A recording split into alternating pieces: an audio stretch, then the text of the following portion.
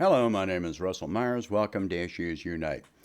As of now, the United States government is waging war against the entire planet. This is global warfare against the entire planet. When I say that, I am including against the American people. So let me start with that. They claim that, employment is rising and wages are rising, et cetera, and yet wages have risen by what, 2%, maybe 3%, and yet economists have stated they're admitting now that inflation is exceeding 10%. You and I know that it's far more than that. It's at least 25% inflation at this point. Go to the grocery store, go fill up your gas tank. You already know, that all of this. And by the way, they're helping the corporations along. As a statement from oilprice.com even admits to this, that we have higher reserves of oil and gas now than we did a few weeks ago, and yet the price of oil, instead of going, is higher now than it was 2 weeks ago. Make sense of that. If you want to make sense of that, just look at corporate profit margins. As far as jobs, etc. Well, let's take a look at that. All right. And here we are. Okay. First thing to take a look at. Oh, all those jobs that are being added. Here's the unemployment. Week ending June 25th. All right. Look at June 28th. Look at June 25th. That's more unemployment. That is an additional 72,504 new unemployment claims. That's continued, but that's more unemployment, not less. So that means all this talk about more employment and all that stuff is not true at all. I've been saying companies are laying people off. So you're looking at higher unemployment. It's climbing. And of course, these numbers are all a farce anyway. So let me go to this. This is the labor participation rate. So this is where we're at as of June, 62.2% labor participation rate. So that means 37.8% of Americans officially in the workforce have just given up on trying to find a job that will pay them a living wage. And I'm not even hitting the U6 unemployment rate. The one I just showed you is the U3 unemployment rate. And I've gone through all that before. Now, take a look at this. This is in February 2020, 63.4%. But look at this trend. We are at the lowest in the labor participation rate since the early 1970s, aside from March of 2020.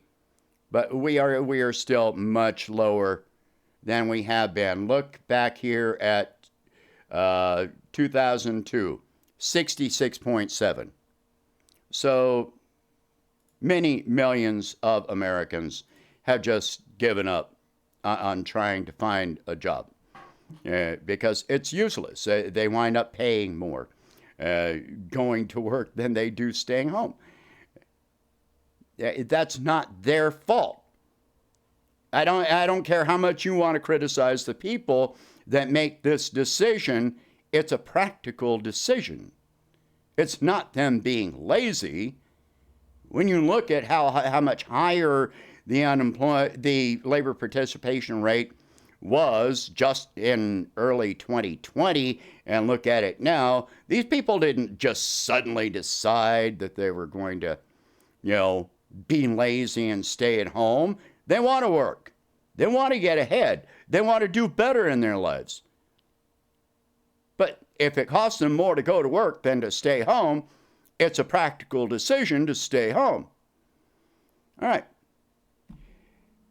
As of now, they're claiming that if the Russians don't turn the gas back on, that Europe is going to suffer a 6% decline in GDP this year. I would say it would be a lot higher than 6%. When you get 40% of your gas from Russia, that doesn't just equate to 6% of your GDP. Ask Europeans what their inflation rate is and how much they are paying for food, fuel, utilities, etc. And they're not looking at debt either. When they talk about GDP, they never look at debt to GDP.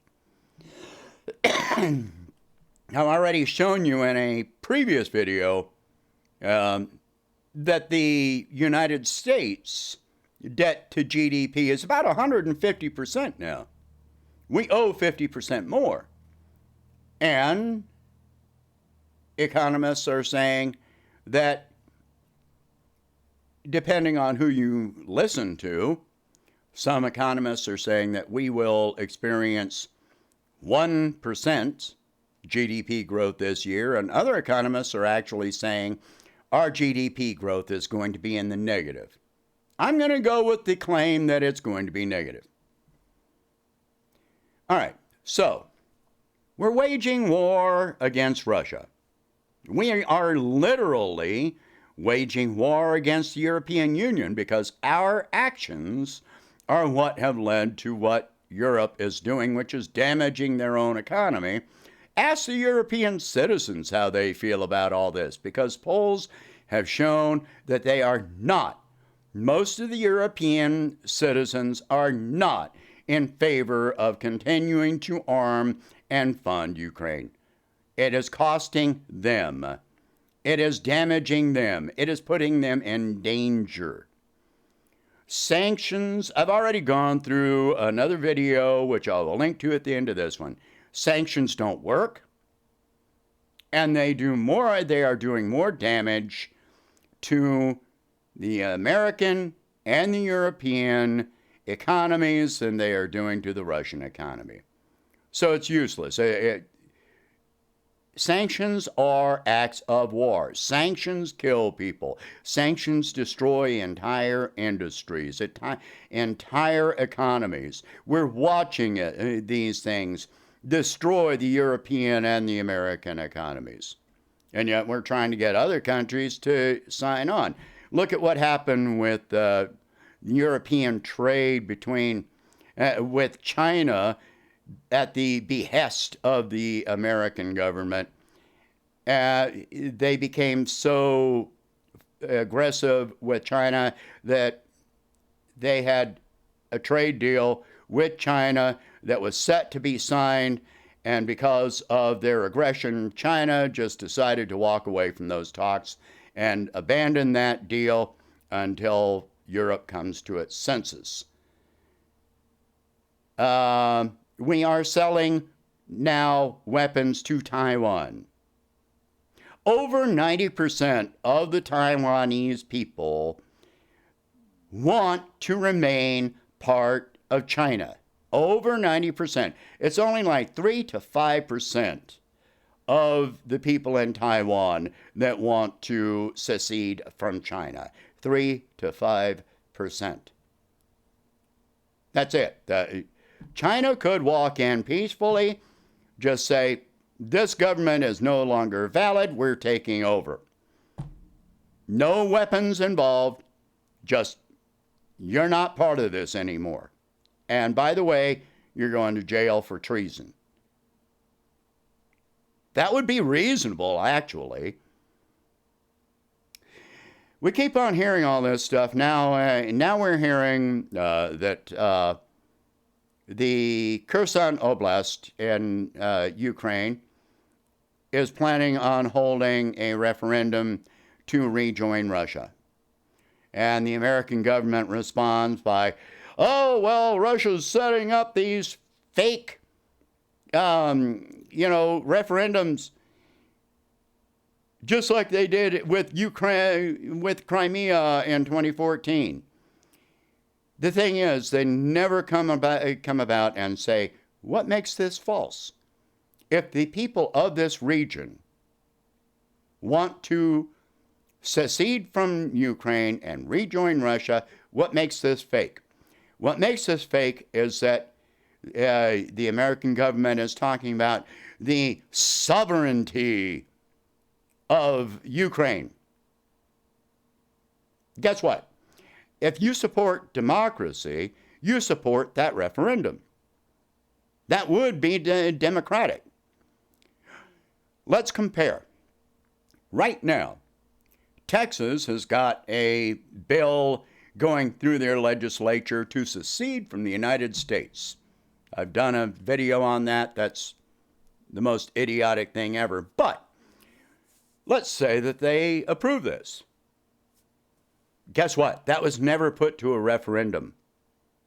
The people of Texas don't have any say in this.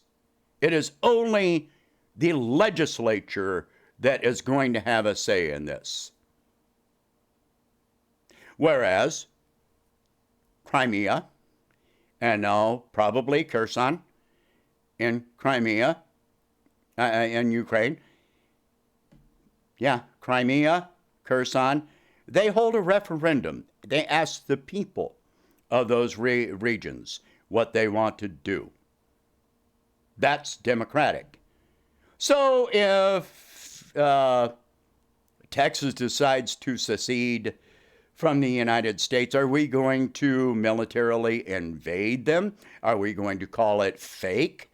Are we going to demand that they hold a referendum? Or are we just going to call it all illegal? This is all about human rights. You should get to be able to choose whose government you want to live under. That is democracy. We're all pretty damn unhappy with our government. And yet, people that are unhappy with the government, okay, I'm not in favor of January 6th, but let's say that that was a movement of people unhappy with the government trying to overthrow the government. Let's say that. Well, that's the will of the people. If hundreds of millions of us, even tens of millions of us, decided we want to do away with our government, is that illegal? That's the people making a decision. A referendum is a nonviolent form of doing this. They're making a choice. So how is this fake? There is no claim, there is nothing from the U.S. government stating, well, this is what would make it legal. That's because what the U.S. government is talking about is what was placed into the rewritten Ukrainian constitution, which states that if a region wants to secede, it has to be approved by the Ukrainian parliament. Keep in mind that 15 parties have been outlawed in Ukraine since early 2021. Not since February, since early 2021. Many of the members and leaders of opposing parties to the right-wing parties that remain legal have been arrested and imprisoned. Is that democracy? So, the United States wants to deny the voice of the people in Crimea and Kherson and Donbass, Luhansk and Donetsk. We want to deny them the right to make their own self-determination, and yet we're going to call it democracy. Our government is imposing sanctions on multiple South American countries. We're ejecting people that come here seeking safety because of the dangers that they are under because of U.S. foreign policy. We've helped overthrow numerous governments in South America, among many other countries. We're imposing sanctions on multiple South American countries, plus Russia, plus China, plus India, plus Europe, North Korea, Iran, Iraq, Syria, Palestine, and keep going and keep going. We're imposing sanctions on anyone that does not bow to us. This is the United States, 4% of the population, and even most Americans, I don't believe, actually believe in all of this. We don't have a say in it, do we? Ask me if I want to spend $800 trillion a year on our military and ignore the people that are lined up at food banks and having their utilities cut off, making choices between medical care and food or housing. Ask me if this is democracy. Is this democracy? I don't think so. This is not democracy. This is the U.S. government waging war against everyone, including United States citizens. What are we going to do about it? Don't you think it's time for a change? Well, let's make that change. Stop voting for the same two parties that go back and forth doing the exact same things. The Republicans might voice something, but they're not in favor of ending any of our wars or any of our sanctions, are they?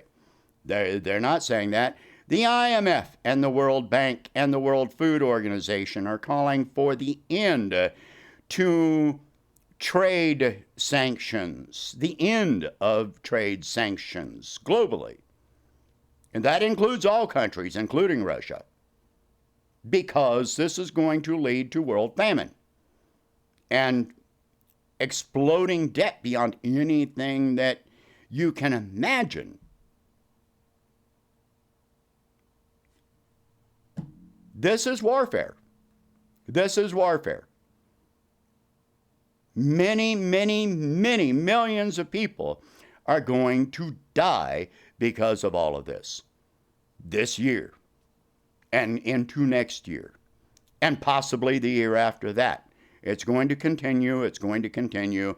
There is no end. There is no goal to end any of this. There is no effort.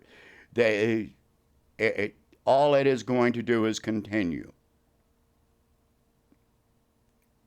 Even if all of this with Russia ended today, then we're going over to Taiwan. We're going to Iran. We're going to one country after another after another. This is meant to be ongoing, perpetual, infinite. For what? What are we achieving by this? If you want to change, you need to vote for change.